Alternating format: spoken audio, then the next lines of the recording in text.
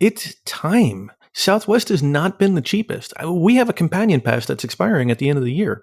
We have flown other airlines because I can get it cheaper. I can get 3 seats cheaper than paying for 2. And so the fact that there's so many people that just go right to Southwest, I mean, that's got to be the most ingenious marketing of anything. But eventually people are going to wake up. They still call I think it's the 2 free check bags. I really do. I think it's the 2 free check and bags. that's a fair point. We never check. We seldom check. So that's not something that's going to move it for my family. But I mean, I just feel like people are eventually going to wake up on that.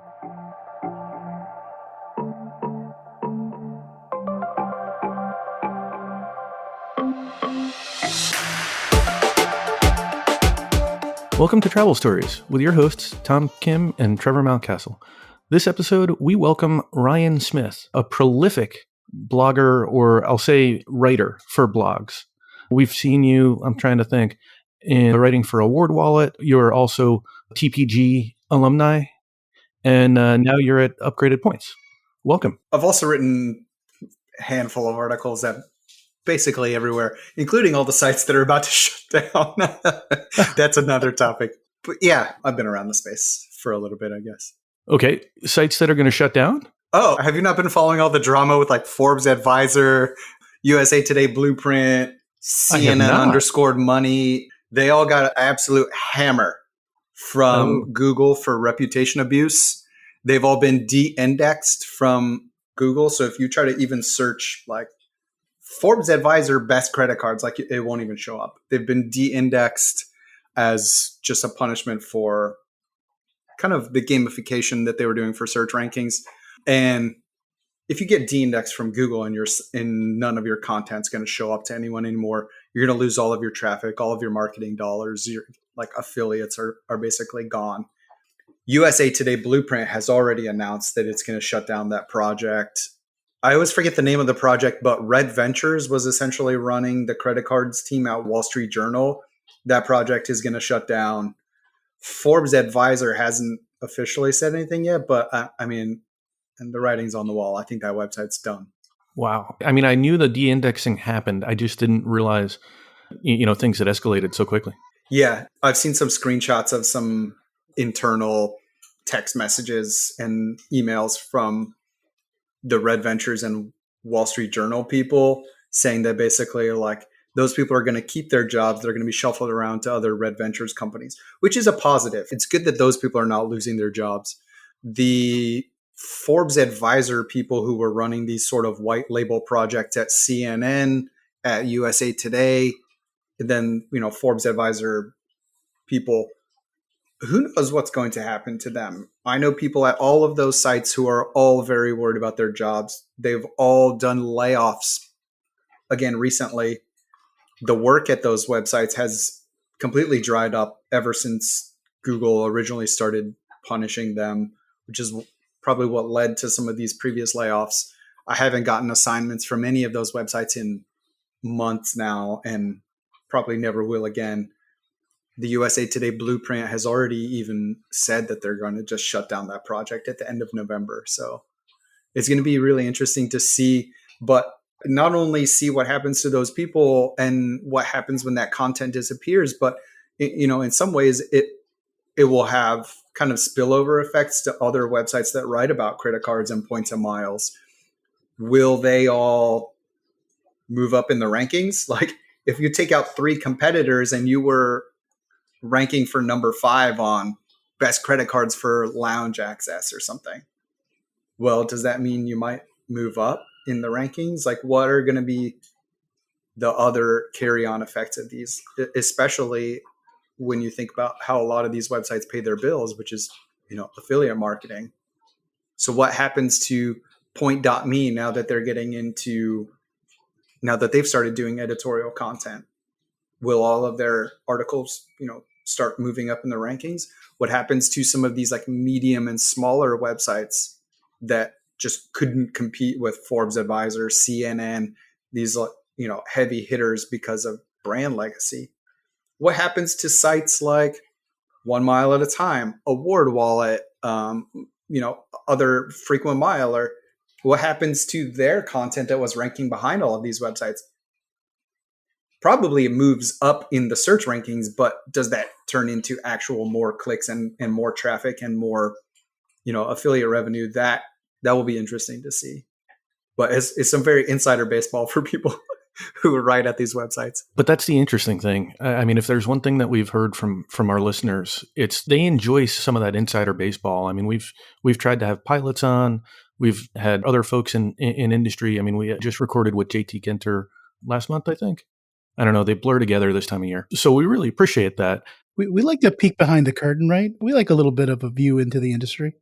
It's kind of Yeah. fun. So in the industry is going to be really interesting because, think about for anyone who, has freelanced in the space writing about credit cards, points and miles, travel, that kind of stuff. A lot of those people kind of dabble here and there. Okay, so if you take those places away that you used to get work from, and now you take all of the employees who actually used to work like full time at those places and throw them into the job market as well, it's going to be really interesting, I guess, because I don't want to say it's good and I don't want to say it's bad. Like, these are people's jobs who, themselves didn't really do anything wrong. They were just, producing content. It's the people behind Marketplace Inc., which ran Forbes Advisor and these others, who were doing all of this stuff knowing that they were playing with fire.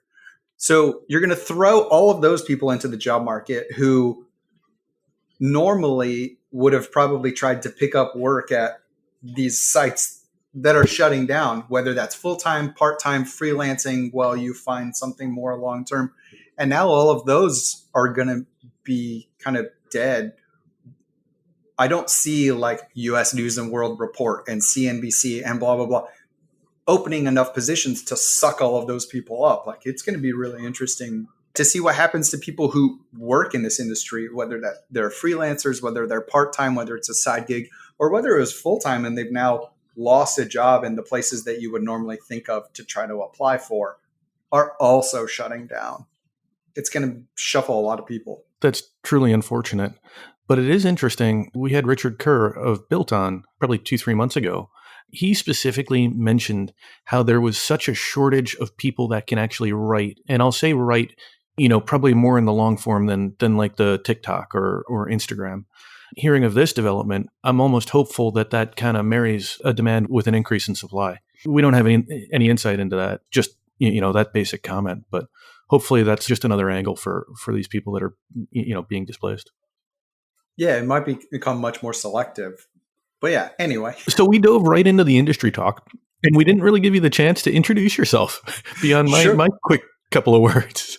Yeah, my name is Ryan Smith. I've never had to spell my name for anyone, which is pretty nice. I currently live in California, but I've lived in a lot of places in the US. I've lived in a couple different countries. I've also been to every country in the world, which is pretty cool. You're one of those people, huh? Yeah, one of those guys. I first heard about points and miles actually in like 2016, just at kind of like a random encounter at a hostel in China. And this other person at the hostel said, "Oh, I flew to China for free using points." And I really kind of jumped in with both feet. And I remember at the time, like pretty shortly after that, I then started writing for Miles to Memories. And that was the first website that I ever wrote for. And I think at the time, I even remember someone saying, like, this guy just kind of came out of nowhere. Like, all of a sudden, I was like earning and burning and writing flight reviews and writing for this website. And then I started writing for this other website. And a lot of that was because like my wife was in school at the time and I had very irregular work available to me while I was still kind of getting all of my work situation resolved because we were living in Brazil and my wife was going to school. So if I could save money on travel, like I needed to go hardcore on this because like we didn't have the income to be able to pay for travel at the time. And I just like jumped into the deep end. And then, like here we are 8 years later, I've been working full time in this industry since like 2020. So I have to ask, being based in Brazil, we've talked about it on the pod And I've leveraged it crazily. Just the lack of YQ out of Brazil for many, many years in the teens. Were you aware of that, I guess, first? And how did you maximize? By the way, fuel surcharges for the lay people. YQ and YR. Yeah, fuel surcharges, carrier imposed surcharges. So to make that simple, like if you ever look at a flight out of the US on United Airlines going to England or American Airlines going to England, you'll notice that after you use your miles, the amount of cash you have to pay is significantly different because United doesn't add those surcharges, American does. So in Brazil, there's actually a law that limits the amount of surcharges that can be added, and it's kind of scaled. If you're flying in economy, it can't be higher than X. If you're flying in first class, it can be higher, but it's not going to be the crazy $1,000 that you pay when using your miles for an Emirates first class flight departing from the US versus departing from Brazil. And so that was really nice. I got kind of spoiled by that. And then now when we're looking for flights out of the US and I see some of these surcharges, like it gives me sticker shock still. And I still kind of avoid those because I think I just got so used to like, this is egregious. Like if I'm using my miles, why do I want to pay $800 and 100,000 miles on some of these flights? So I think it was actually, I don't know if it was like good or bad for me because I got so used to it and enjoyed it so much during the like 5.5 years that we lived in Brazil. I got very used to redeeming business class flights out of Brazil to kind of anywhere I wanted to go. And it was going to be, $100, $83, whatever, no matter how far I was flying or kind of what airline I was flying on. So it was pretty nice. And now I have a hard time trying to click on a button. If there's going to be like 300 is like kind of my limit, which I know sounds like not very much for what a lot of people will pay on premium It makes you cabin think flights out of the twice, US. right? Makes you think twice about your redemptions. I think most of us are going to look at a multi-$100 surcharge or fee on top of the miles and take a little pause, right? And say, all right, did I really check all the options? Is this really the best one? And in some cases it might be because, I know for the case for me, like sometimes if it's back in the day, when it was like Virgin or something where, it was only like 10,000 miles and it was a couple $100, but I mean, it's only 10,000 miles or something for like a coach ticket or something. And I'm like, that's hardly anything. So it's like I'm just buying like a discount ticket, getting a coupon for a discount ticket or something. But yeah, for some of these business class redemptions where you're doing 100,000 miles or something, and then, as you said, paying $800 on top of it, that's extortionate.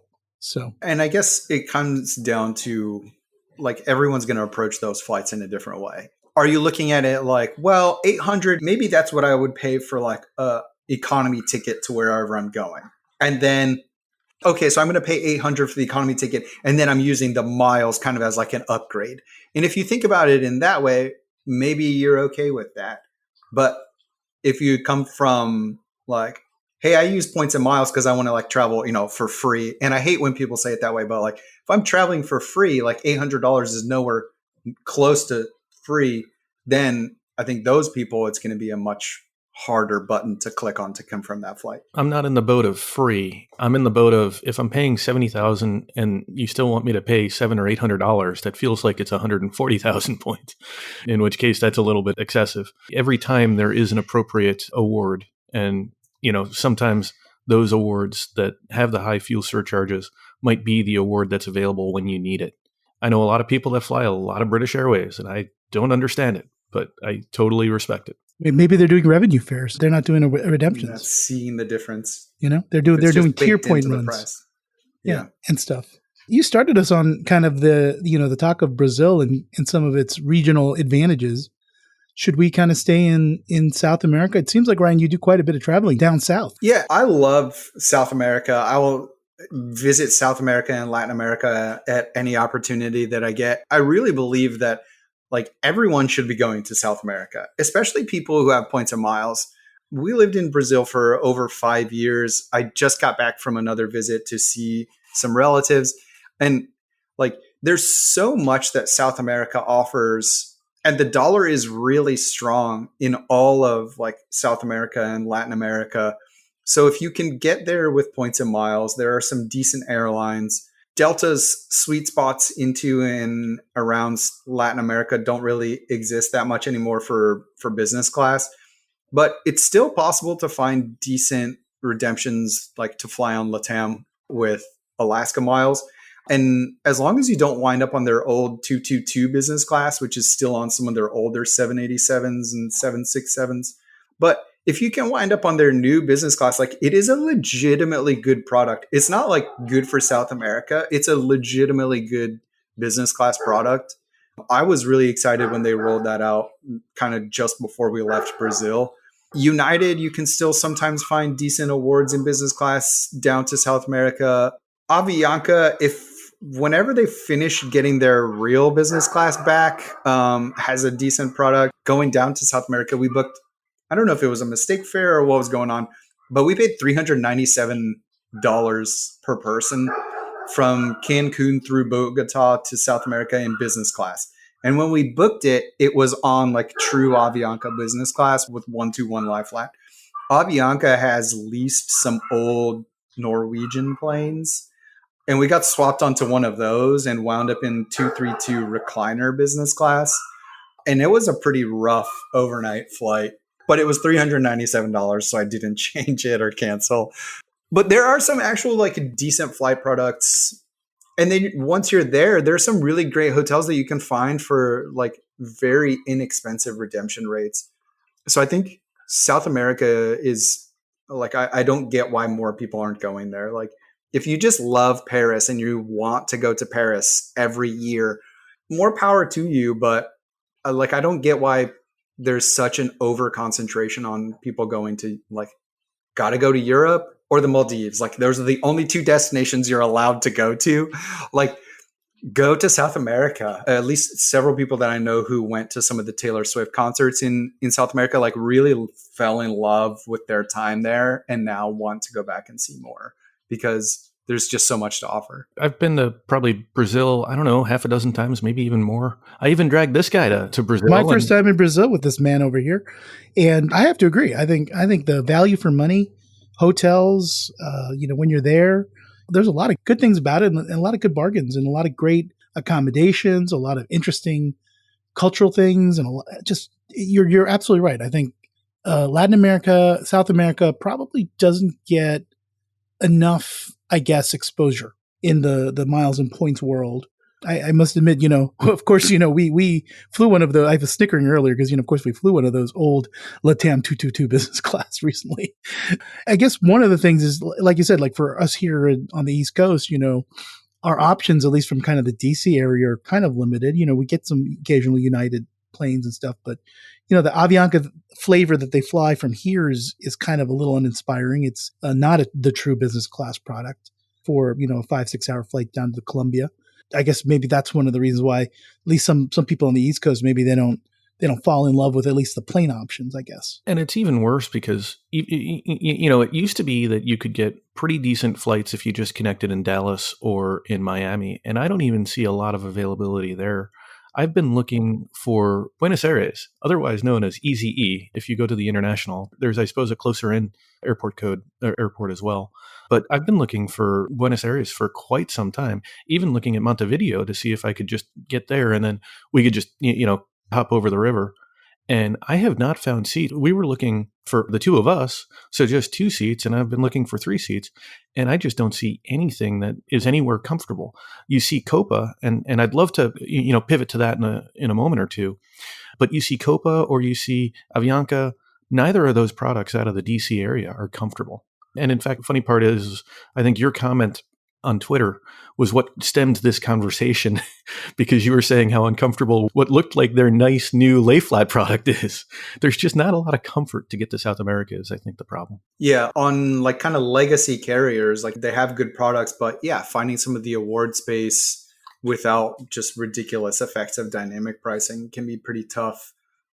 Like sure, you could fly there comfortably in like Delta One suites if you're willing to pay 290,000 sky miles, which I'm not.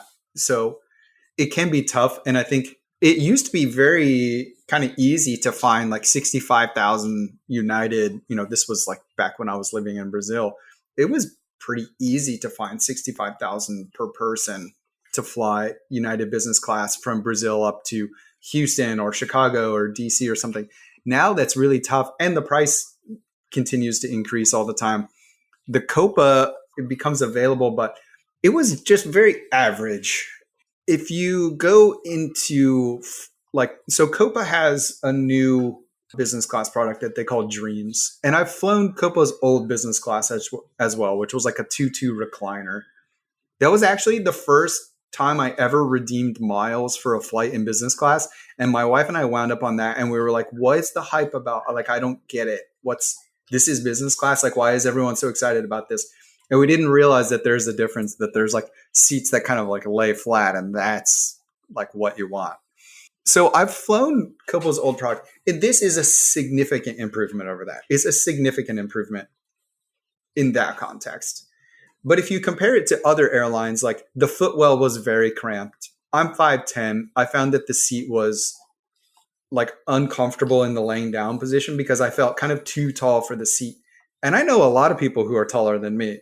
At 5'10", if I'm thinking that it's uncomfortable, like good luck if you're taller than that. It was interesting because it's lie flat on a Boeing 737 with a single aisle. It's a 2-2 business class layout. On the first flight, I was on the aisle, and while I was sleeping, the woman next to me had to like kind of climb over me to go to the bathroom, and that woke me up.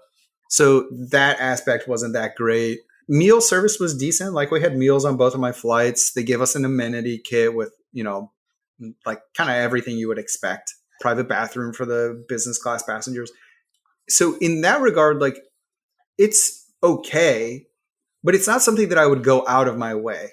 I would not avoid it, but I wouldn't go out of my way to try to fly the Copa Dreams product. I think I saw some of your photos, and they look kind of like the seats that are on the American Airlines, like 321T in the business cabin.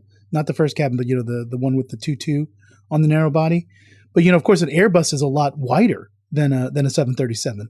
So that kind of makes sense, right? That they had to probably squeeze some inches from somewhere. Yeah. And where they cut them out was in the footwell. Yeah, I guess so. Did you still get a feeling of superiority watching all the folks go back to economy because you had a lay flat? A lay flat on a narrow body. There's something, there's something. Yeah, so I think it was kind of novel. Like, I thought it was kind of funny. Like, dude, I'm about to get on a Boeing 737 with a lie flat seat. And what's really funny is that Copa actually has 2 models of those planes. And so some of them have 4 rows of business class and some have 3 rows of business class. And I flew both of them. So I flew from Panama to Los Angeles was with more seats in business class than my flight from Sao Paulo to Which Panama probably City. makes sense. I would probably think the demand. They probably can sell more of the premium product on that route, I guess. Trying to think of which other airlines do 737 lie flat. That's not a common thing. I thought United was going to do that. I don't know whether it was the MAX 9, but I know that there was some talk about United putting in like a Polaris Light product. That would be really interesting because the box of a Polaris seat takes up a lot of space. Like, I would struggle to see how they could get more than just like a 1-1 layout on that. Well, I mean, that's what's going on a 321 XLR, right? Like the new Iberia birds are 1-1 in business class. With like an angle to try to, it's kind of like angled parking. It doesn't seem rational, but you can fit more cars in with angled parking than you can if everyone parks straight. I don't know why. I don't know, Trevor. If they ever fly one of those 737s from the DC area, we might have to check it out, though. I mean, just for the novelty, although I think I have a little benefit of being a little shorter than you, so maybe it won't be such a big problem for me, but you might be squished in a bit if you're going to lie down. If it means we get to Argentina, I'm all in. Okay. And the fares on these are actually not bad. Like, I booked that flight for, it was like $1,085, and I booked it in the Amex portal with the business platinum and got 35% of my points back. So there's also that, like, if you drying up on award space, like paying and then getting 35% of your points back, is it setting the world on fire with Amex points value? Like, no, but it's easy to find. But it's an overlooked thing that people, don't realize, cheap, finding a really good revenue fare sometimes is just as good as finding a good award redemption. I know we probably talked about it at least a couple of times, and we kind of talk a little bit about a couple of our examples of when we've been able to find some inexpensive business class fares. But, I don't think people talk about it enough because, not only that, you can potentially earn miles, depending on the programs. And sometimes that can be a reasonable amount. And, sometimes even, it's cheaper depending upon what you value the points at. I did a little producing, and it looks like there was speculation that the 737 MAX 10 might have it, but who knows whether the 737 MAX 10 will actually be built. Number one. It's not even FAA, what do you call it, was certified yet, right? Well, I mean, yes, yes. Let alone the other issues that Boeing's facing.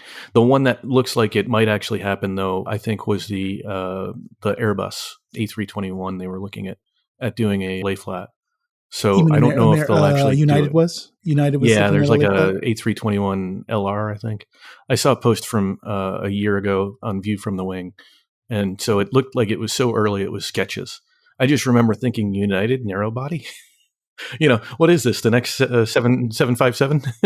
Well, I mean, like United is also so addicted to Boeing that is like all of this just sounds wild to me that they're making plans that involve Airbus aircraft and all of this. Well, didn't they buy a bunch of A319s and A320s like 5-7 years ago? I felt like they went really deep into Airbus on the narrow bodies. Scott Kirby, recently, kind of, was so fed up with Boeing like that. I felt like he said, "Hey, we want to make a deal." Right. And maybe that's it. Maybe you got to show Boeing that we're not a captive audience. But I can't remember. Like I struggle to remember a United flight where I was on in Airbus aircraft. Oh, I feel like I've been on so many of them on narrow bodies. So it's interesting. Yeah. Let's pull that thread a little bit more. Airlines kind of, diversifying their aircraft makers or aircraft makes. It's interesting that this period of time, and I know Southwest had a lot of other confounding problems, before Elliott even came in. They had that first quarter of a loss, I think, in the history of the company in sometime in the last year. Here they are. They're flying 737, 800s and 900s in some cases on routes that, would only be viable on a 700 or a MAX 7. And, what's the future of the MAX 7 at this point? They are bound to Boeing and they are hurting for it would seem. Everywhere you look on their websites, it's like, we are proud to be an all Boeing 737 airline. Like we exclusively fly 737s, yada. It's like kind of part of their marketing. Now that they're considering kind of changing who their brand is, this might be the time to, hey, if we're changing one thing, let's reevaluate everything. This might be the time for them. Yeah, they're reevaluating almost everything else, right? I mean, seat assignments on Southwest. I mean, who would have thought? If you're reevaluating 90%, why not just reevaluate 100%? Maybe they changed the logo. Wasn't that the case with WestJet? Like they had been, I thought, an all single aircraft type airline, and now they've got wide bodies. They go long hauls. I mean, although maybe that's a better example. Yeah, exactly. Maybe that's a better example for Alaska, which was proudly all Boeing, then bought Virgin, then got rid of them, and then was proudly all Boeing. Now is buying Hawaiian, getting more Airbuses. I mean, it's kind of a funny story. I haven't seen this one before, but I mean, I think with a Hawaiian procurement, I don't think Alaska gets rid of their wide bodies this time. I don't think that's why they bought them. I think that's one of their concessions as well. I think they're legally bound to keep the aircraft and keep some of those routes. I knew the routes and I knew the devaluation. I didn't realize that they were stuck keeping those aircraft. I don't know if the aircraft necessarily, I don't know if they're required to specifically keep the aircraft, but I think it's kind of a package deal. That's they going to partially buying? Like by buying Hawaiian, it's the know-how and the wide body, planes themselves And are they going to try to run like a 319 from Honolulu to Tokyo? Probably. I don't know if it has the capacity, but also as well, you can just fit so many more people on that route if you're flying a wide body aircraft. I agree with you. I do think that was one of the appetizing pieces of buying Hawaiian was the aircraft, including the wide bodies. I was just merely trying to be a little bit funny on how Alaska had kind of bought because they got those A321s, which had more capacity from Virgin. And then they eventually got rid of those. I just think it's interesting to watch the industry, as it ebbs and flows with the mergers and the bankruptcies and the hostile takeovers. Speaking of which, I mean, that was in the news, right? The Spirit going bankrupt. I mean, talk about reshuffling the deck. I mean, I think we've reshuffled the deck with low-cost carriers. Spirit is going to kind of do, I think, some of what Southwest is doing. It's like, let's try to emulate some of the legacy carrier stuff. Offer seats that have more legroom, and then we could sell those at a premium and reevaluate our package of benefits for elite members. Because I think where they were thriving, Spirit, Frontier, Allegiant, all of these other carriers, was they could offer prices that were just so much cheaper than everyone else. And then like kind of one day, the legacy carriers were like, what if we just sold basic economy? And like, boom, basic economy took over. And now you get a seat and nothing else. Well, that's what Spirit offers. That's what Frontier offers. So now their kind of competitive edge on those things has kind of gone away. And it's interesting to see how these kind of low cost model airlines are all responding to this in very different ways. Like Southwest is kind of throwing everything open, and they're going to change their entire business model, and they're going to have to revamp their credit cards as well, because their credit cards are very built around the current model. Like if you get this credit card, you get 4, like upgraded boardings per year. Well, the upgraded boarding is going away. So now you got to change that credit card. So I think Southwest is kind of going in this direction. Then Spirit wants to do kind of some of the same. They're going to offer, extra legroom and think about elite benefits and blah, blah, blah. And then Frontier is going kind of the opposite direction, where they're adding perks. Like for their basic fares, it now includes a carry-on. But that's something that all of these other ones are charging you for. So, they're all kind of, I think, trying to respond to like, what can we do that makes us unique? How do we rival some of these other carriers in the space? And I think like Avelo, Breeze, Allegiant just announced a ton of new routes. So they're all, I think, trying to like, they're going forward, and Spirit is just like limping along. Wasn't that Allegiant with those routes? Was that Apple Tours or Apple Vacations or some sort of vacation company that sort of had helped enable that, if I recall? Maybe I'm thinking of something different. I think you're talking about a particular route. Well, it was a collection of routes. It was like one from like St. Louis, or it was one from like someplace in what I'll call flyover country that just everybody was really confused about, and then finally made that connection that there's some vacation consolidator that that had done something where if you fly from, I guess, St. Louis or Kansas City or something down to Orlando, that was one of those new Allegiant routes. But now I'm going to go back to the producer mode and validate whether or not that's actually right. That's the fun of having a natural conversation, right?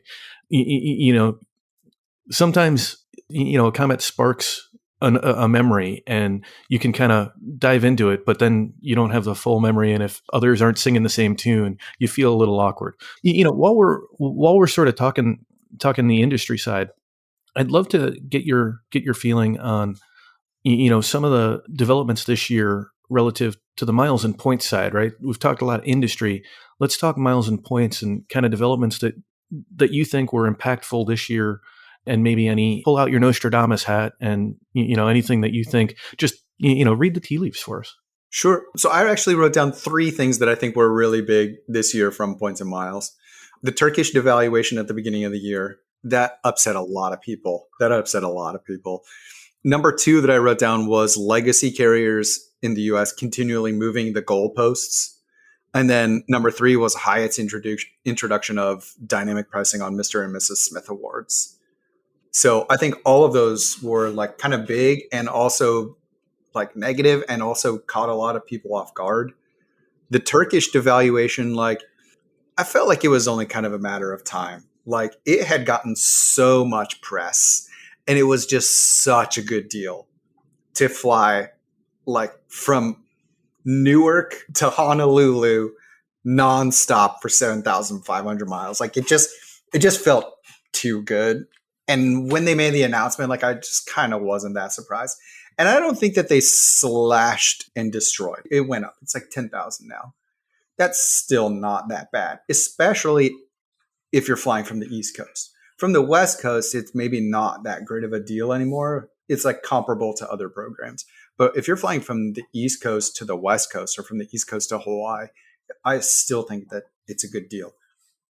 The part that sucked was what they did to the rest of the program. Like, I don't think that long haul booked with Turkish miles is much of a deal anymore. They get a little bit more space, though, I think is the only thing that you get, right? Yeah. And I think the availability of finding the awards through Miles and Smiles rather than trying to book with like United Miles or Aeroplan, yeah, you're going to find a lot more availability. But the like per segment pricing, I think, has killed a lot of it, unless you're flying nonstop. So if you're going to Istanbul, there are still some like 65,000 from, the East Coast to Istanbul is not that. I was going to say it's not bad, but it's good. That is like a good price for business class. It's the per segment pricing that really zaps things, especially because a lot of times people used to connect, like, let's say, Washington, D.C. or like New York to Istanbul up to, I don't know, England or Poland or wherever you were going. Now that you're backtracking, you're adding all that extra distance, and that extra segment is adding, I don't know, 20,000 miles plus extra time and everything. So I think that sucked a lot of value when they changed the model to this per segment pricing rather than just like a flat. That's why you position using Amtrak like we did back in the springtime, right? Yeah, and if you can position somewhere with a train, bus, Frontier flight for like $19 or whatever, then you can get around a lot of that. It's the other side of the ocean where if you're connecting through Istanbul back over to Europe, like you're backtracking, and every mile that you're backtracking is costing you extra. Like that kind of hurts. So, you mentioned about, the elite programs kind of moving the goalposts. I mean, they do that. They have to do that from time to time. I mean, they got to, I guess, prune the elite ranks. But, I was reading some of the news this week, and they were talking about how Delta essentially said in one of their investor day, right? They basically said, we really don't want to upgrade any more people. We want to sell all of these first class seats and premium seats. And that really kind of, it's kind of interesting that they're actually saying it like explicitly now, that these elite programs are not about upgrades anymore. It's not about nice perks. I don't know what it's about. And quite honestly, I'm surprised that there isn't more revolting going on where, people who've been elite members for decades or years or whatever aren't just like, why do I bother with loyalty? It's interesting because that stuff kind of started to get said out loud just before Christmas last year. I was actually on a podcast from, what podcast was this on? Was it RM World Travel? I was on a podcast, and the other person on the podcast was actually Brett, the vice president of Alaska Mileage Plan Loyalty. And he was talking about like, their program and blah, blah, blah. And I was invited to be on the podcast because I had written a post saying that basically like the best status to have is free agency. And he had started saying some of this of like, they're trying to coach their members to understand that like, you need to really understand that these benefits are like as available. There's only so many seats on a plane in first class. If there's, if we have 10 seats in first class and we sell 5 of them, we only have 5 to upgrade. And if there's 10 people with elite status, then we can't upgrade all of them. But what we can do is that you can get, you earn your bonus miles and you get, priority boarding and blah, blah, blah. And my point was, I can get a credit card and do that, and I don't have to do anything. And now I can have a free checked bag, earlier boarding group, whatever. So why should I chase status if you're telling me that all of those things that you're dangling in front of me, chase elite status because you maybe might get upgrades? Well, now you're telling me that maybe the likelihood probably isn't, and that I need to learn to accept that. Well, then why should I care? And I think now we're seeing more of that in these programs saying you need to learn that those things are not going to probably happen. And it's like, well, if they're probably not going to happen, then why am I chasing this elite status? Like, am I chasing the elite status because I'm going to get like group 1 boarding?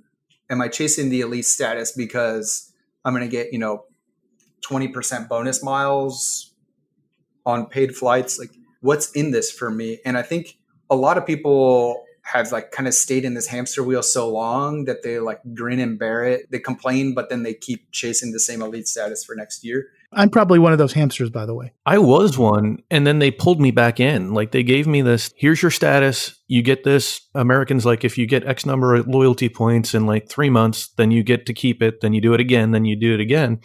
And then here I am. I'm like, I made that. And then I'm only like 20,000 points away. But like loyalty points, you just put credit card spending. So it's a little bit easier.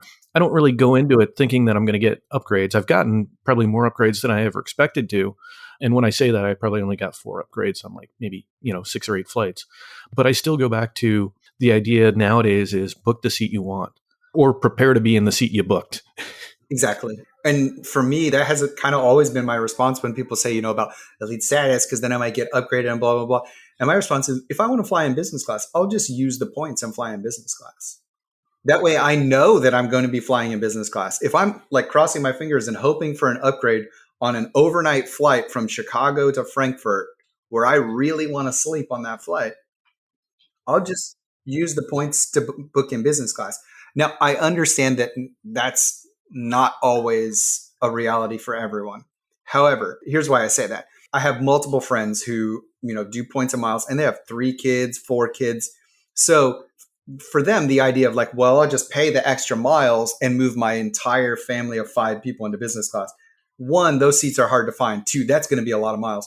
But from the flip side, you're also not going to get 5 people upgraded into business class. So that becomes kind of a moot point.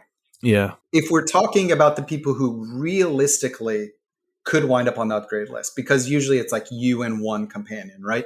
Depending on the status and the program. So if we're talking like you're hoping that you and your spouse or you and your friend might get upgraded, you're crossing your fingers, and that's not going to always happen. And the airlines are telling you that the chances of that happening are going down and down. So if you can, just book yourself into the seat that you want. And they're moving the goalposts even further away. Yeah, so and then next year, status is going to be harder to earn than it was this year, which was harder than the year before it. Just book the seat that you want. And even with that, I don't think it's going to increase the probability, because in most cases, you're literally only seeing those, just as you said earlier, you're seeing only like 1 or 2 seats available for upgrade by the time you get to it. I mean, Delta point blank, I think they had their earnings call, yesterday or a couple of days ago, and they're selling something like 90. I think it was like 88% or something. Yeah, 88%. If you're a Delta Elite, you're not there because you're getting your upgrades. No. And I mean, like a friend of mine who's United Premier 1K sent me a picture, I don't know, probably like 2 months ago. He was flying out of DC back to San Francisco, and he was number 61 on the upgrade list as a one. Tell you how to say you're just another number without saying you're just another number. You have the top status in that airline, and you're number 61 on the upgrade list. There's not even 61 seats. If the plane was empty, you're still not getting upgraded into, whatever he was flying that day. I'll say something optimistic about 2025 and the outlook. I think that elite programs and airlines are going to have to provide new benefits and new perks, because the old way of doing business is clearly going out the door. They want you to buy these things. So they better be finding another, carrot out there, because the carrot that they've got, it's starting to smell. It's withering, no longer very tasty looking. So they got to find a brand new one. Well, and a lot of people are also starting to realize I can get better benefits with these foreign programs, even when I'm flying domestically in the US. Like, I know a lot of people who have switched their loyalty to like British Airways, because if I have British Airways status, I can actually visit the American Airlines Admirals Club on a domestic flight in the US, and American Airlines elites don't get that benefit. So why don't I just choose that status instead? Yep. Well, I will say, TK, you are in luck, because next year, I think we're going to see even newer carrots from Southwest Airlines. I don't know if you're going to get a better... I said that mostly with a straight face. I don't know if you're going to get a better Southwest experience if you get Iceland Air's Saga Elite status, but you might just get your seat assignment at no cost with Southwest. I think I have a food allergy to Southwest carrots. I think my doctor said I cannot eat any more Southwest carrots. They're not good for me. And I mean, like, there's people who just love Southwest, and I really wonder what's going to happen with those people when the whole model gets shaken up. So I think that's definitely like on the 2025 radar of like Southwest is going to shock a lot of people. And it's going to be really interesting to see But it's time. how do people respond. It's time. Southwest has not been the cheapest. We have a companion pass that's expiring at the end of the year. We have flown other airlines because I can get it cheaper. I can get 3 seats cheaper than paying for 2. And so the fact that there's so many people that just go right to Southwest, I mean, that's got to be the most ingenious marketing of anything. But eventually people are going to wake up. They still call. I think it's the 2 free check bags. I really do. I think it's the 2 free check bags. And that's a fair point. We never check. We seldom check. So that's not something that's going to move it for my family. But I mean, I just feel like people are eventually going to wake up on that. It really does feel like, 2025, like the airline industry, they took a snow globe and just like shook. And we're just waiting for everything to like fall down, because every single corner of the industry has something happening. The low cost carriers are all, undone. The legacy carriers are undone. The ones in the middle are undone, like Alaska. Southwest made its first ever alliance. Yeah.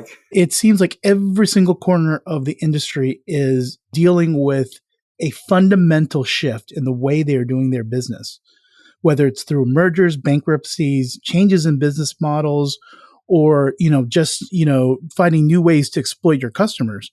It just seems interesting. It's just, I didn't expect, I think, for this much stuff to happen when I started 2024. I don't think I realized the amount of these type of changes kind of piling on one after another to kind of where there is just going to be a very interesting 2025 to see how all this shakes out.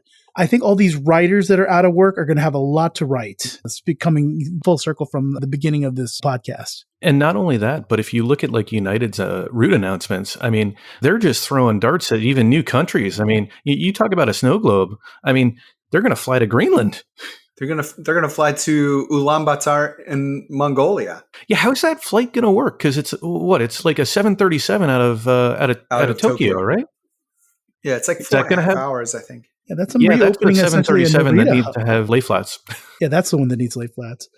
But I mean, like that's essentially them reopening the Narita hub, right? Somebody sent me like a map that was like starting next year, you'll be able to fly all of this on a 737, and it was like Greenland to Newark to like coast to coast to Hawaii to Guam, island hopper, Guam to Tokyo, through the to island hop, Ulaanbaatar. multiple stops up to Tokyo and over to Mongolia. I mean, is United the new Pan Am on a narrow body? It's 6 hours. 6 hours from Tokyo to Ulaanbaatar. Definitely needs a lay flat. They can call Copa, get some tips. Well, the history though, right? Wasn't Bethune involved in Copa? To the point where their livery Continental, not United. But okay, but roll it back. We'll roll it back for our listeners, right? United and Continental merged in 2012, 2014, and before that, obviously Gordon Bethune was probably well before that.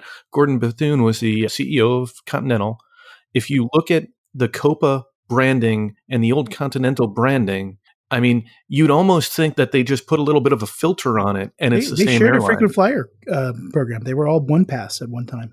So, I mean, it's not that far of a connection. I mean, it's probably 2 lines of separation from Kevin Bacon. You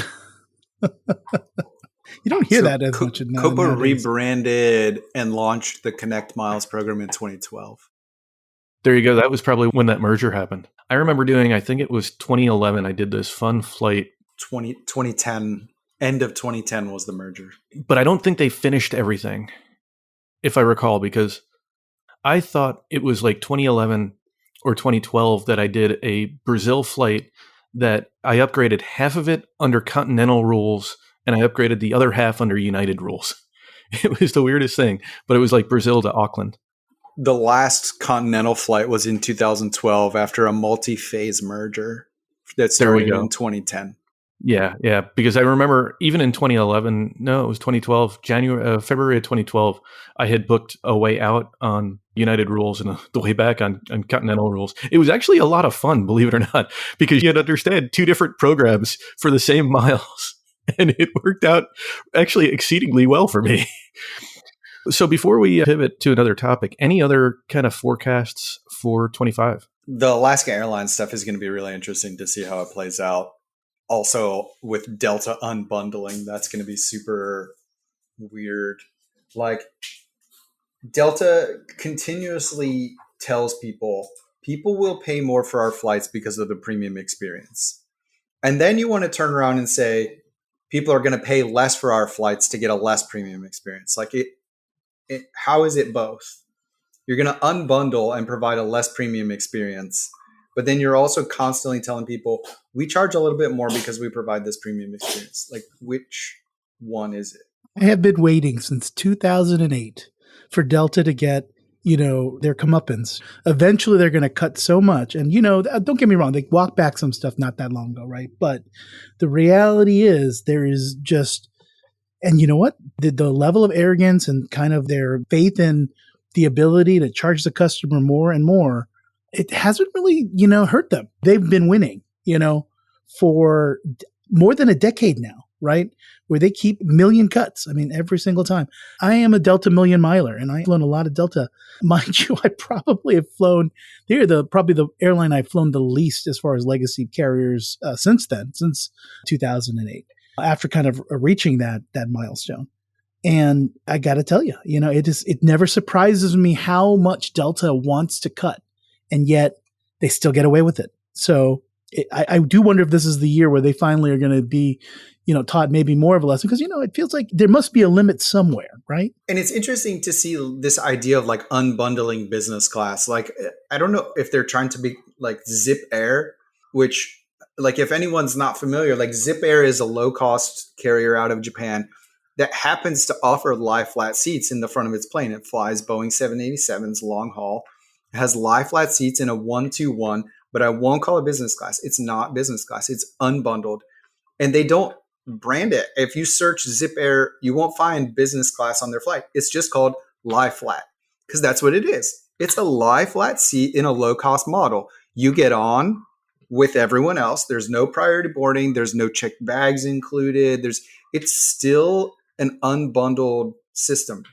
But would I go out of my way to earn elite status in a program with that model? Would I pay extra for that model? Would I brag about, like, I love Zip Air and I think that it's so premium, they're so much better than XYZ other carriers? No. So if Delta moves into that model, it's going to be really interesting to see, like, how do you tell people we think our flyers will pay more because our experience and everything that's involved is so much better. But then you're going to start removing parts of that. Well, you've just now kind of like cut the legs out from under that whole argument. I think what they got right is they got to reward the people who pay more with more.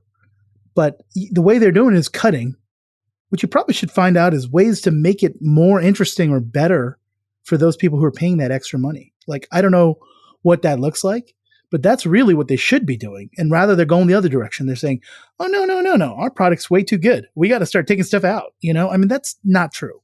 It's easier, right? I mean, look at what Qatar did, right? Some of the, I don't know if it's the iFare or a lower fare, they don't come with lounge access on their business class product. I mean, I guess Qatar's unbundling too, that to be fair. And there is no more premium business class airline or business class cabin than Qatar. But I think that's an element that's very easy to control. It just when you check in, your boarding pass can just say lounge, no lounge. Like, that's really easy.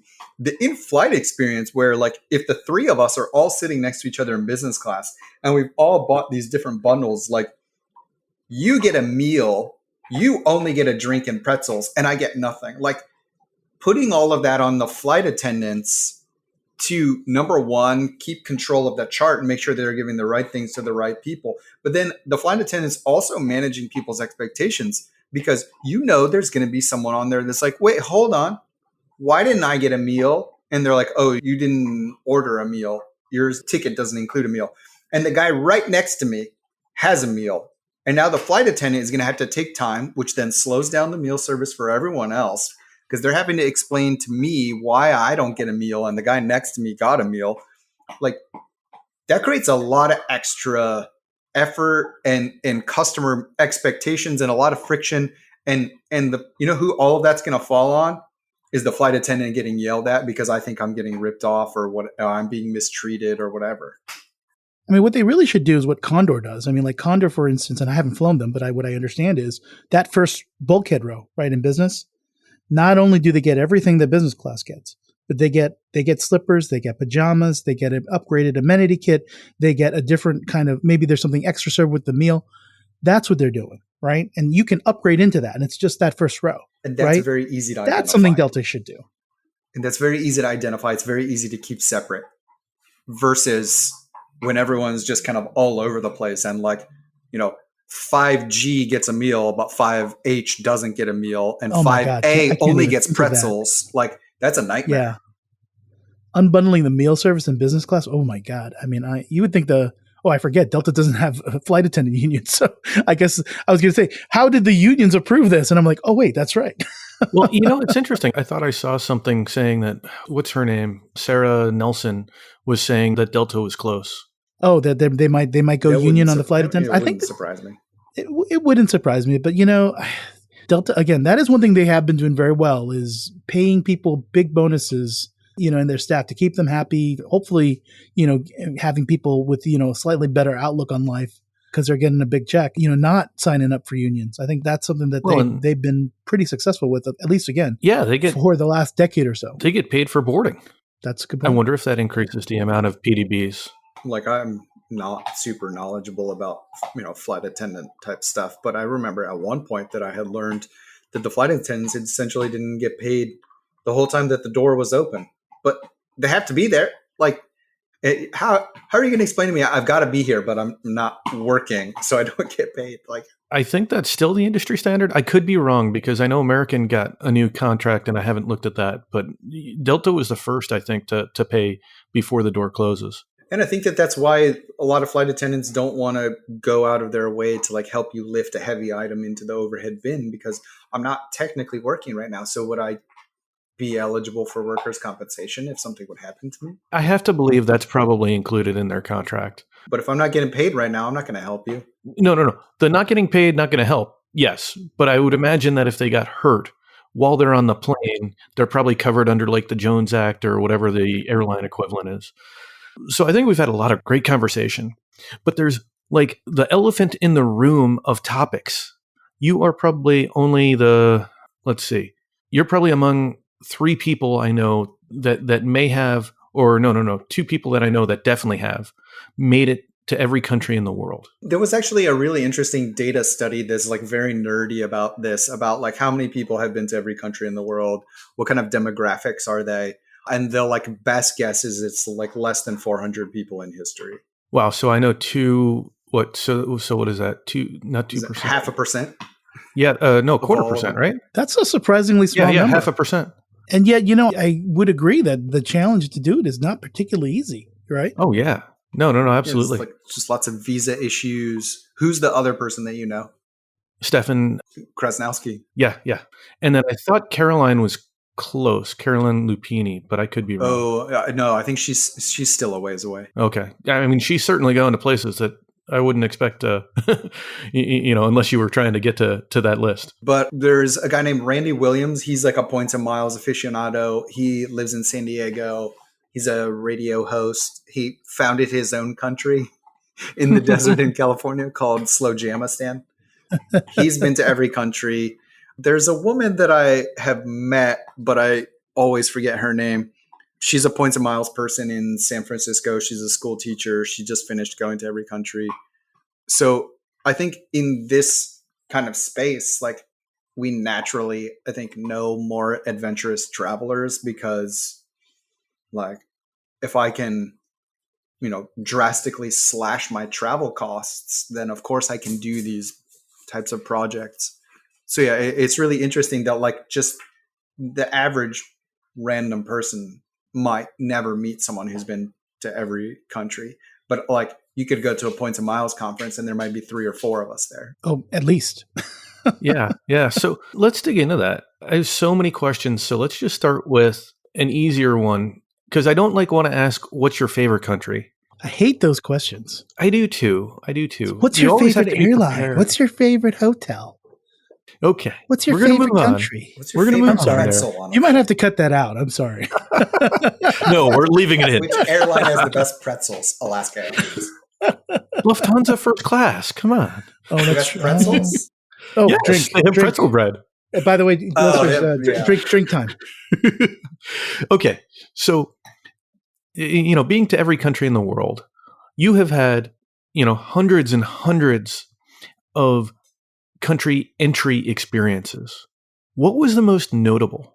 I'll never forget the problems that I had going into Togo, which is a small country in the kind of panhandle of West Africa. So I have dual citizenship with Brazil, and entering the country on a Brazilian passport, they just firmly believed that I was smuggling drugs. Just Is that firmly. a Brazilian thing?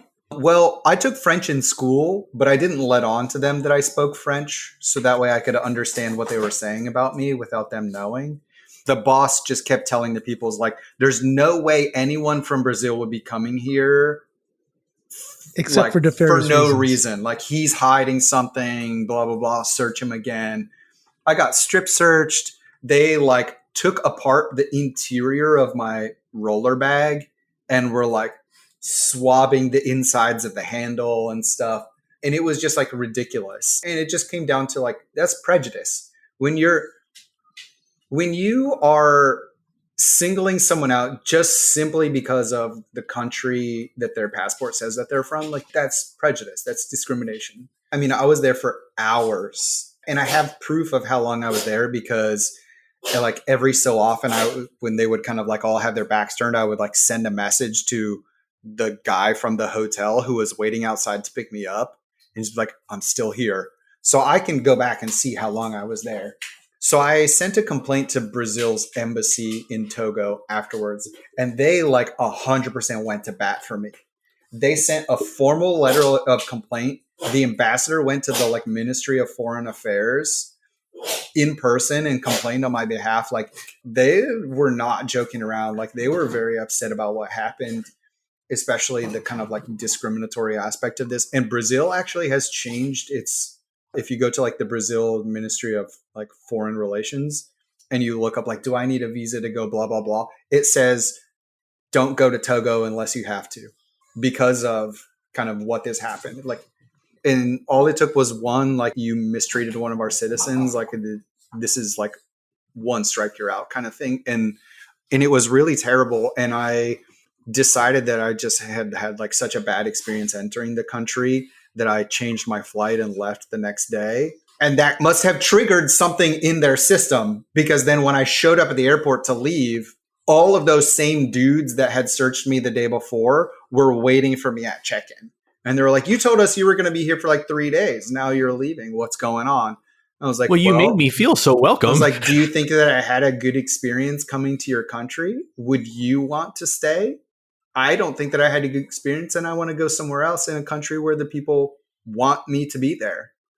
And they're searched all of my stuff all over again, blah, blah, blah.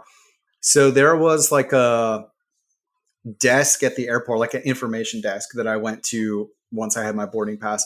And I was like, hi, I want to file a complaint about what has happened to me here. And one of those dudes happened to walk by and saw me speaking to the person at the desk in French. And you could just see all of the gears turning in his head. That's oh, snap. This dude speaks French. That means that he understood everything we were saying about him. And so while I was waiting for my flight, the airport manager actually came and found me while I was waiting for my flight. And was talk to me, you seem very upset. I've heard that you're going to file a complaint with your embassy. What's going on? And I told him everything. And he was like, I want you to come back. I'm really unhappy to hear that this is your experience in our country. But if that was my experience going to your country, I would also be leaving. So it was the worst. I've had more dangerous situations going to some places. I spent a night in the jail at the Angola immigration airport jail for Angola. Why is it always Africa? Yeah, I would not have expected. I think even though that was pretty hairy, the experience with Togo really soured me. because of just the way that it happened and the way that The it way was that you were done. kind of like singled out, maybe, Yeah. or And Oh, I yeah. I wouldn't go back there. You got I would rather profiles. go. I would that's rather it. go to somewhere where the people are like, "Hi, thanks for coming to our country." So I have to be honest with you, and having only been to like 2-3 countries in Africa, maybe my experience is limited. Although I was just on the other side. I was just on the other side of a border in Ghana, and I didn't have. I mean, I had some corruption type experiences, but I didn't have anything like what you had. I've been to the airport in Lomé. Yeah, it's a major transit point. I expected you to say something like in the Middle East, like or Southwest Africa, or not Southwest Africa, Southwest. How about Asia. North Korea? North Korea was fine. I mean, like I went on a tour and everything is controlled. So I could see that being not so bad. Although I'd love to hear if you've got a story from your time in North Korea, or did I you did fly Air Koryo? Koryo. I did. Oh, you did. That's so exciting. Here, out of like everything, there's Illusion? so much to talk about. There's so much to talk about with Air Koryo. Yes, the TV screens were playing those like propaganda videos on, the old like built into the wall TV screens.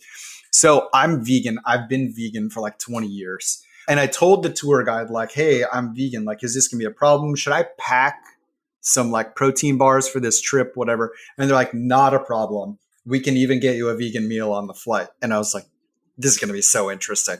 So everyone's getting this like mystery meat sandwich, like on a bun. And then mine comes and I was like, this kind of looks like what everyone else is getting. And I opened the bun and it was just like bun with a slice of tomato. And that was it. That was my sandwich. It was a slice of tomato between 2 pieces of bread. Sounds amazing. But it was a vegan meal on Air Koryo. What plane was it? It was an old Russian Tupolev. Oh, okay. I figured it's either an Aleutian or Tupolev, right? It's going to be one of those two. I wrote a review of it at Miles to Memories, actually. So let me go find this. We'll have to go check that out at some point. So I'm curious, do you keep track of the different aircraft, airframes, and variants that you fly? No. And that's a totally cool I just thing. keep track of like distance that I fly. I flew on a Tupolev 204-100 series. I have never had the pleasure of flying a Russian aircraft. I don't know that I will. One would hope that eventually, well, are they still building? Like, are they still? No. I mean, I was about to say, one would hope that eventually, not an things illusion. will normalize, but some of these aircraft just aren't being built anymore. Maybe like a Sukhoi Superjet or something. Maybe they still have some of those around or somewhere, but I think they have some Illusions in either Venezuela or Cuba. I think some of those national airlines might still have some. Yeah. So, vegan meal on Air Koryo. Any other interesting? Oh my gosh, that's almost like what would that be? Like almost like a focaccia, right? I mean, but it was like a hamburger bun with just a slice of tomato in the middle. You gotta class it up with a hamburger bun. It was hilarious. Like the other people sitting with me were dying laughing. So, any interesting experiences with North Korea? I mean, I thought it was interesting. Like, I actually really want to go back. They're supposed to reopen for tourism finally. Like, they're still closed for COVID border control, but they're supposed to reopen like beginning of December. And like, I would like to go back and see more of the country. I thought that it was really interesting. Like, I really enjoy going to places that you get there and you're just like, this place ain't like where I grew up. And I mean, that's 100%. That's North Korea. That's China. That's Japan. That's Bhutan. That's Madagascar. Like, I grew up in Ohio outside Columbus. And I mean, those places just feel so different that it's just really interesting. And I would like to go back. What struck you the most? Was it the architecture? Was it, a particular experience with the people? Yeah, I think that the architecture and like, you don't see advertisements anywhere. Like, there's no paid commercials. Like, we rode the subway and it was just like, imagine riding a subway where there's no advertising inside. There's no, buy this, go to this store. Is just really strange to just not be bombarded with advertising at all. Was there propaganda in its place, or was there just nothing there? Very, very minimal, like, be a good worker type of like posters, but not like if you ride a subway car in New York City, like your subway car has like 100 signs inside. They got them hanging from the ceiling too, right?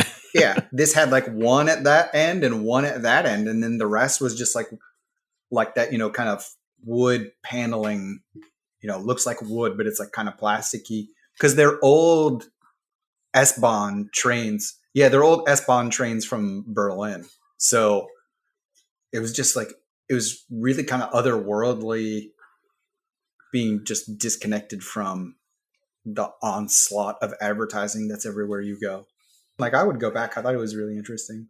I mean, it does. It does. I don't know. I remember the feeling that I had in China, and I'm just imagining that you probably had magnitudes more than that. Just that, clearly you look out of place. Clearly, the architecture is so different. How people interact is different. Just from a people watching perspective, that must have been, very surreal. Yeah, I was on a tour that was like, I think there were like 3 of us from the US. There were like 3 Germans, 2 from Sweden, and like 2 from the UK. I think there was like, I don't know, probably like 15 people on our, there was like 15 people on our tour. My parents, who are naturalized citizens here in the US, were able to go to North Korea as part of a South Korean tour group that one of my relatives had put together. And of course, they got a little extra scrutiny because they were the only US passport holders on this little tour bus. They really did enjoy the experience. I don't know. Maybe I'm a little too risk averse. This was probably more than a decade ago when relations were a little bit warmer. I know that since then, I would say Americans potentially could be targets a little bit, and they have been in the past for some of these places. But of course, I don't know. Maybe the bellicosity is not at its height right now, but it's probably not at its lowest either. Yeah, and I think like, everyone has to kind of make their own decision. I know like when I went on my US passport and the tour guide was just like, listen, we take people here all the time and 99% of them have no problem if you just kind of follow the rules. And she was like, here's kind of an example. She was actually the tour guide who was leading the group of Otto Warmbier, who was the guy who like got arrested and then like kind of came back to the US in a coma. She was like, listen, so like he's accused of like breaking a law. Breaking a rule is very different. 2 months ago, we had like 2 brothers who were from Australia. They got drunk at the hotel, started kind of shoving each other, and the one shoved the other one and he like fell onto a coffee table and broke it. They gave them a bill, he paid the bill, and everything was fine. So it's like kind of, if you break a rule or if you break a law and, like without kind of going into it, like she had no doubt in her mind that like, she didn't think that they just grabbed Otto Warmbier for no reason. From all of the questions that she had asked, she is of the opinion that he did try to steal something. And, so that kind of like changes everything. But just from like the questions that I've asked and like, because someone else who was on our tour was very, very concerned. Like we had booked the tour before that happened. And then all the stuff with Otto Warmbier happened like 3 weeks before our tour. So the other guy from the US was like very, very concerned. And he was like, well, I'm going to go to Beijing, go to the pre-tour meeting and make up my mind. And if I just like decide to not go, I'm okay with that. And there was just like this very long conversation of asking like, don't BS us. Like, what's the real situation? And she was like, I would bet on my life that you're not just going to get snapped off the street just for being from the US. And I went and I had no problems. You could say that like, my one limited experience doesn't speak for everyone. And, everyone has to kind of make their own decision. But like, I wouldn't hesitate to recommend people to go. I would offer that they probably would be even more hesitant to pull a second American after the first, because then you're starting to build a trend. And, one, yeah, maybe they did do something wrong. I'm not familiar with the whole case. I'm not familiar with any of that. So I'm not going to opine on that. All I'll say is one could be an anomaly. Yes, maybe they did it, maybe they didn't. But 2, now it starts to look like maybe you're being a little aggressive. It's a pattern. So let's pivot to your experiences in country, not necessarily North Korea, but could you share one or two maybe kind of really meaningful or memorable cultural exchanges that you've had, with all these different countries? I mean, I have to believe you're It's connecting got with to be them. a I couple mean, of just gems in there, listening to right? you, We need there's to hear got to about the be. gems. I went to the finals of the, I want to say maybe 2018, 2019. The finals of the best MC rap battle competition in Nigeria by accident. So I was staying at a Protea hotel, which is like you can book with Marriott points. And I love just kind of asking bellhops and staff and stuff, not the concierge, asking the people who the rank and file kind of the rank and file at a hotel, what's something that I shouldn't miss while I'm here? And not the concierge, because I don't want the concierge to send me where all the foreigners are going. I want the people who take the bus to work to tell me what's something that I shouldn't miss while I'm here. And this guy was like, well, do you want to hang out with me and my friends? We're going out to this event in the park after work. And I was like, absolutely. Had no idea what was going on at all. All I knew was me and my friends were going out somewhere after work. So the guy was like, well, it's going to take us an hour and a half to get there because we're going to have to change 3 buses, blah, blah, blah. I was like, dude, we're taking an Uber. I got this. I'm not spending an hour and a half and changing 3 buses and whatever to save $5. So we take this Uber to this park in the middle of downtown, and there is rap battles going on. And it's kind of the finals of something is the best that I could understand from what they were telling me, was that this had been something leading up to this. And this was the final night of these Nigerian dudes just going at it. A DJ just put on a beat and you start rapping. And it was just so I just was sitting there, and there was food trucks and stuff. And I just remember sitting there and was how did I wind up here? This is just so entirely random that I'm at this event, and tons of people are showing up, and everyone shows up and they're saying hi to their friends. And then everyone's who is this white dude? How did this guy wind up here?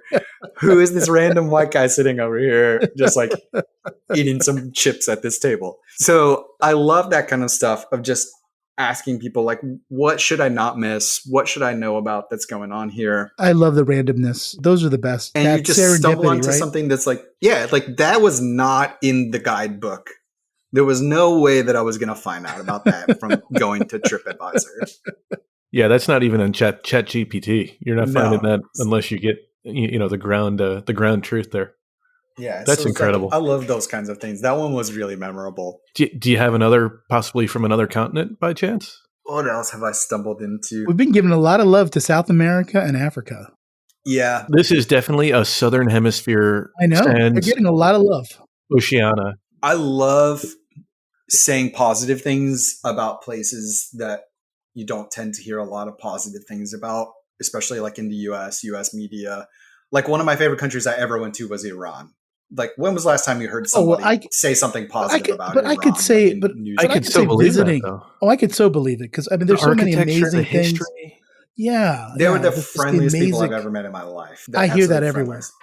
I think my mind tends to go there a lot because I like kind of saying positive things about countries that, you ask somebody is what was a country that you went to and you had a great experience? I'm Nigeria. That tends to kind of throw a lot of people, because most people, their only experience with Nigeria is getting an email from a Nigerian prince who needs you to help him launder money. Another country that I think was just kind of really otherworldly was Bhutan. Bhutan is a small country kind of between China and Nepal and gross national India. happiness.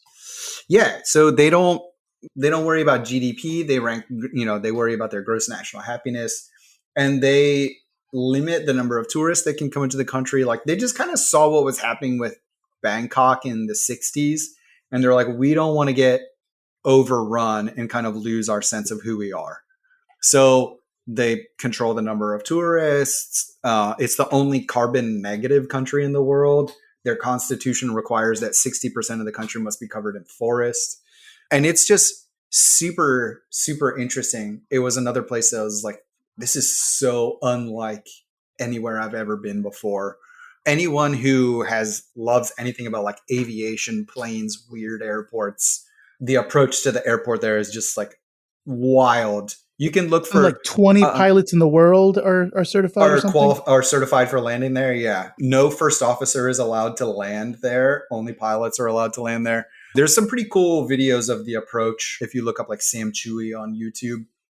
And then I stayed at a small luxury hotels property that like redefined all inclusive. Like not only were meals included, but like fitness classes were included, and like daily meditation was included, and visits with the on-site like traditional medicine man were included. And you just kind of had this like one-on-one meeting when you got there, and he was like, what are you hoping to get out of your visit? And I was like, oh, I mean, like I kind of want to relax and like, kind of like forget about everything and just like, kind of tune out for a little bit while I'm here. He was like, do you have any physical problems? And I was like, oh, I mean, I have like, lower back pain sometimes. And he was like, oh, okay. So, let's like prescribe you some massages and this like workout regimen while you're here, blah, blah, blah. And then like he took all of his notes from our meeting and went to the kitchen and told them, okay, so while this guy is here, you should like do this or whatever. So if you say like, oh, I've been, like having indigestion, like he's probably going to go to the kitchen, tone down the garlic, nothing spicy. And they like curate all of your food and everything and your like exercise and mental wellness and stuff all kind of comes out of this meeting with this like shaman when you first arrive. And it was like, I've never seen anything like this at a hotel before. And it was like 5-star dining, everything like really beautifully presented. They grow all the produce there, in a garden next to the hotel. It was just totally was outside my thoughts of like what was possible that a hotel could do. So I'd be remiss if I didn't ask what the name of the hotel is. The Bhutan Spirit Sanctuary, and it's built in an old monastery. So like has the whole like just everything that you would think if you picture like a monastery in the Himalayas with like the giant brass doors to go inside the courtyard and stuff. The Bhutan Spirit Sanctuary, and it's incredible. I've never said I got to go back to this hotel about any other hotel, but I got to go back to that hotel. So how hard is it to get into Bhutan? My understanding is that there's some sort of additional fee. Yeah, you have to pay like a daily visitor's fee that's like part of your visa and stuff. So there is a daily visitor's fee, which is actually cut in half through mid 2027, I think, or mid 2026. So if you want to go to Bhutan, like the next 2 years are kind of the time to do it, because the daily visitor's fee is like $200 per day while you're in the country. And that's just to be there. That doesn't include your meals and flights and whatever. That's just like for being in the country. And that subsidizes their national healthcare and education and all that stuff. So cutting that in half, like that really adds up if you're there for 5 days or 7 days or whatever. I think we have to put it high on the list, TK. Next guy's trip. So I think Bhutan is awesome. Logistically, getting there is a little bit complicated because only airlines from Bhutan are allowed to fly into Bhutan. So you need to fly to like India, Nepal. There's like twice a week from Bangkok and I think once a week from Singapore. Getting to Delhi is, I think, kind of the easiest for most people. There's like a lot of options. The flights were not very expensive compared to some of the longer flights to Singapore or Bangkok. And then the flight out of Delhi, like I flew on Druk Air, which is one of their national airlines. It went up to Kathmandu. Some people got on and off. And then we continued over and we flew right past Mount Everest on the way, which was also just like super awesome. Oh my God. That just sounds incredible. Yeah, you got a window seat on the left. That just sounds incredible. Yeah, and it was just otherworldly. It was one of those places that you're like, this is not like anywhere I've ever been. I know off the top of my head at least 5 or 6 friends who've been there. So As otherworldly and as hard as it is to get to, in our circles, it's probably a little bit more common. We are a small community, but we spread wide. The miles and points community. Yes, we do. There you go. So Ryan, we could be picking your brain for hours more, and we want to be respectful of your time because we so appreciate this. Has been just such an incredible conversation. I want to close with one last question. You've left many, many countries. I assume you didn't do every country on a single passport. There's just not enough pages. What was your most humorous experience leaving a country when they're trying to find the entry stamp? Yeah, there's definitely been a lot of like flipping back and forth and trying to find it. And I'm like, I think it was on page 11 maybe. And there was like, yeah, but I've gotten much better about trying to remember. Like once I get the stamp and they give me my passport back, that I try to pay attention so that then when I'm leaving, I'm like, this, the stamp's on 19. Because yeah, there were definitely a lot of times where they're just like flipping back and forth and stuff. And you're just like, this is going to take forever.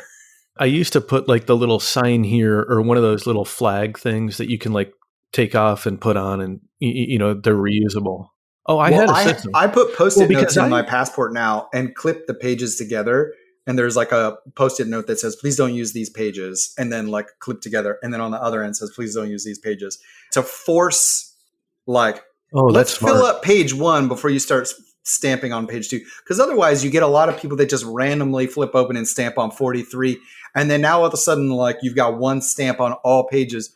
But if you're going to apply for a visa, a lot of those embassies will say like, you need to have 2 full blank pages, whatever. And then, page 9 has 1 stamp on it. So they put your visa on 10.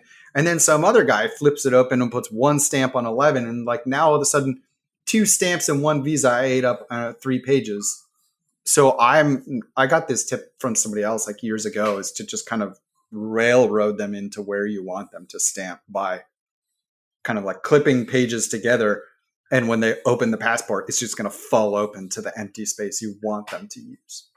And I've used those little like, stickers to kind of indicate, I'd really like you to put the stamp here. I started doing that because I was going back and forth to Ghana so frequently back in 2011, 2012, that the immigration officer opens my passport, flips page 1, page 2, and then hands it back to me and says, show me your entry stamp for this trip.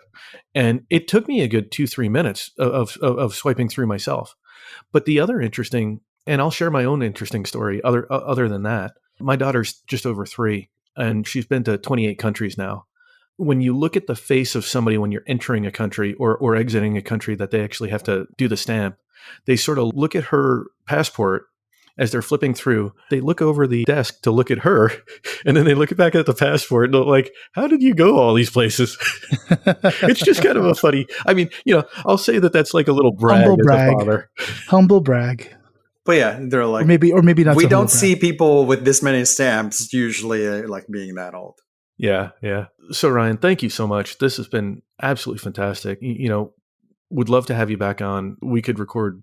I'm sure we could fill up another episode. Oh yeah, absolutely. I didn't even get to my prediction about, I think Marriott's going to move another brand into reduced earnings next year. That's my shot in the dark for 2025. I think Marriott's going to move another brand into the reduced earnings, whether it's a new one, whether it's an existing one, but come on, the writing's on the wall. They keep doing this. Okay, so shots fired. Let's just give our listeners a little bit more context. Which brand did they move and how did that brand go into reduced earnings? What's the impact here? They bought the City Centro brand in Mexico, and it earns half stay credits and half the number of points as if you would stay at a Courtyard or Marriott brand or whatever.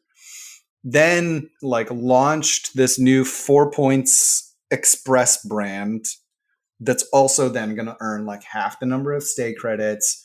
Then they moved some of their extended stay properties down into reduced earnings as well.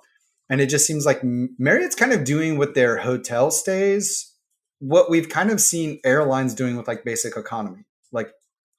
You will only earn half the number of miles if you fly in basic economy because you paid just so little.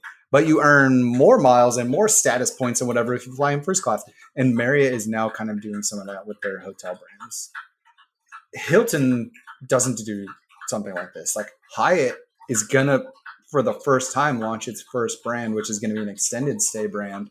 is going to be his first one that doesn't earn. One night is one night. Points are points. So Marriott seems to be so happy about this strategy. I think they're going to do another. I wasn't aware Hyatt was launching a brand like that. It's going to be an extended stay brand. Yeah, Hyatt Studio. Wow. You buried the hotel juice, I will say, at the end. I love it. I have a lot of hot takes. Yeah, no, you do. Okay, I'll give you an opportunity. Any other hot takes you want to share before we close out here? People are going to be like, as much as people are going to complain about the Hyatt or about the Alaska changes for next year, people are going to be really happy to be able to book multi-carrier awards. And I think people are going to forget about it once they start. I'm going to be excited to get credit for my award redemptions because, I redeemed tons of Alaska miles. So did you guys buy a lot of Hawaiian miles when they were just on sale? It was like the cheapest price ever to get Alaska miles with the recent sale on Hawaiian miles. Like the membership rewards was Hawaiian. Oh, Hawaiian was selling miles at 1.27 cents. Yeah, I think would you buy Alaska miles at 1.27 cents? Like I did. Will redeem them happily from Alaska miles. Bought them and 5 minutes later transferred them over. See, I would have redeem Alaska miles at above 1.27 cents. Oh no, I totally agree. I would have if I didn't have so many membership rewards points, and at one point there was that transfer bonus. So I mean, we leveraged that because that's what we had rather than putting out cash. Yeah, I mean, a lot of people crossed their fingers on that, and then it worked out. And if you think about it, even if you just transfer 1-for-1, which is what I think I did last week or earlier this week, you're still getting at a bare minimum, like what, 1.27, because that's what it would have cost if you bought, which is better than the 1.1 if you just redeem via Schwab. And like you, I mean, I just booked my mother-in-law on a flight that was going to cost $480 to fly from BWI down to Daytona. Booked that for 7,500 points. So, I mean, to me, that's a great value.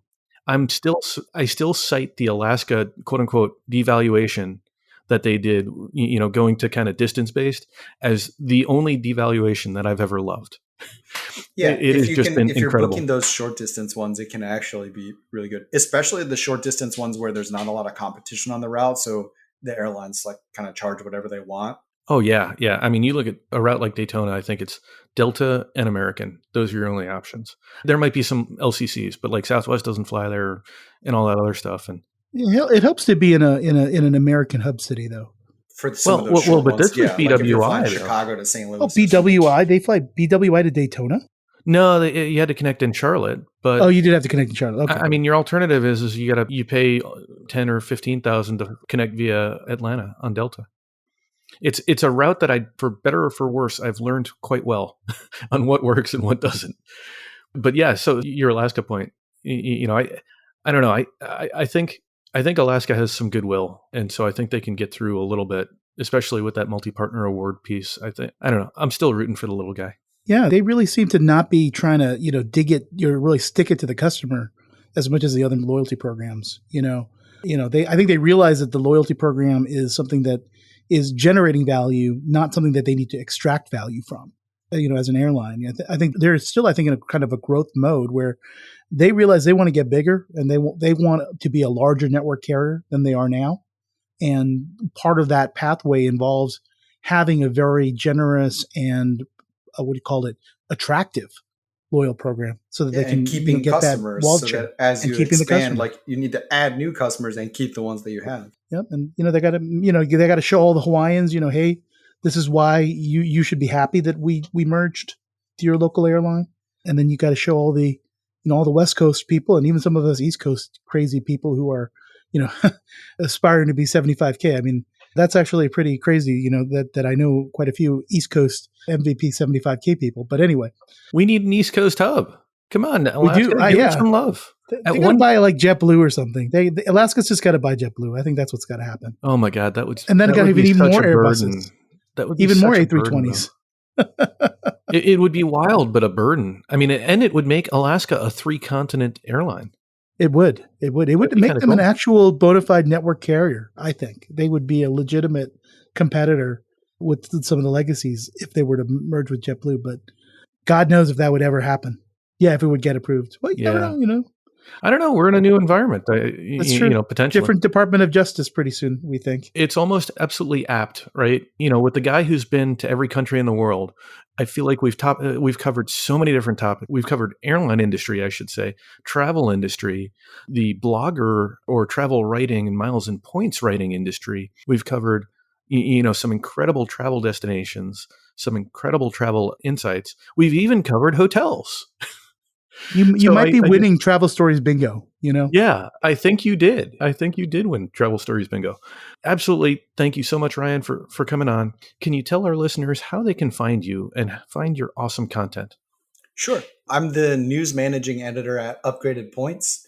So you can check out upgradedpoints.com. You can email me at ryan@upgradedpoints.com. You can find me on X, formerly Twitter, Ryan Smith Travel. You'll see me complaining about Uber or trying to figure out why they stopped replying after they didn't resolve an issue. But you'll also see some, we're kind of chatting about Copa redemption and stuff, or my Copa flight that I was on just earlier this week. So yeah, I kind of sometimes forget that I had Twitter and then I randomly show back up and post a lot. So be prepared for it to be inconsistent if you start following me. It does indeed. Have you also moved to Blue Sky at all or established a presence? There's so many Ryan Smiths. I guess I should grab a good screen name before they disappear. Is Blue Sky going to make it? Are they going to stick around for a while, do you think? So there are 21 million, according to CNBC this afternoon. My guess is they will, and I think it's because people really want it to survive. One experience that I had within about 3 or 4 minutes of signing up myself, like a week or less ago, I found Seth Miller, who, gosh, I really need to get him on the show. Wandering Aramaean. He's on Dots Lines Destination, the original travel podcast. I mean, he's a politician now. Does he have time for us? I feel like I can convince him to make some time for us. He created 2 different lists. And so within 5 minutes of being on Blue Sky, he tags me on a post, 2 links that have probably 50 to 100 people on them. A lot of the people that I follow on Twitter, or X, formerly known as Twitter. No, I'm calling it Twitter. I'm sorry. All due respect. I still call it Twitter. Yeah, I still call it all due respect. I'm going to call it Twitter. And so in the span of about 10 minutes and it was probably just, point of luck that Seth noticed that I had followed him, unless he's got some sort of automated thing. I don't know. If anybody would do it, he would. And the way Blue Sky has these APIs and stuff, it seems like there's ways to do stuff like that. But needless to say, I get a list of 50 to 100 people that I already know, I already follow, instead of having to search all their names and remember all, what their handles might have been and all that other stuff. Instead, boom, just, click, follow. I had a network in 10 minutes, and now I've got, almost the same level feed as I've got with Twitter. And unfortunately, we're seeing some people now exiting Twitter. So I felt like it was a necessity to move over to, to at least replicate, digital identity, I'll say, in Blue Sky. I'm going to exercise my old person card and say, darn it, another screen I got to look at. I skipped Snapchat. I skipped TikTok. I have a name on Instagram. I don't do anything with it. But Blue Sky seemed like, from the limited time I'm spending on it, it seems like it's going to be a viable social media platform. It doesn't have everything. I ran a poll on Twitter, which kind of seemed interesting and then died. Or seems appropriate name for a social media platform that died. And that's a fair point. Did they know it ahead of time when it was going to go extinct?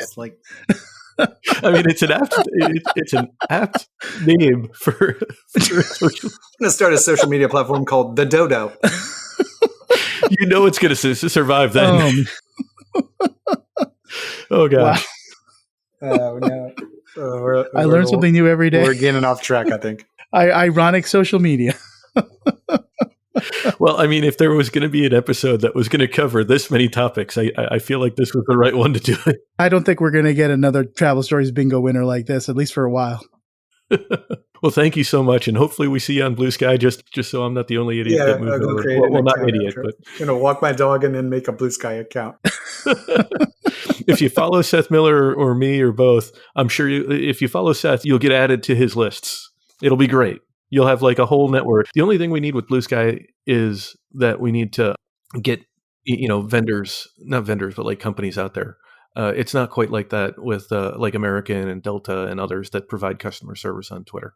Don't provide customer service on Twitter. Yeah. But I mean, there are some that are amazing, right? Hyatt, American.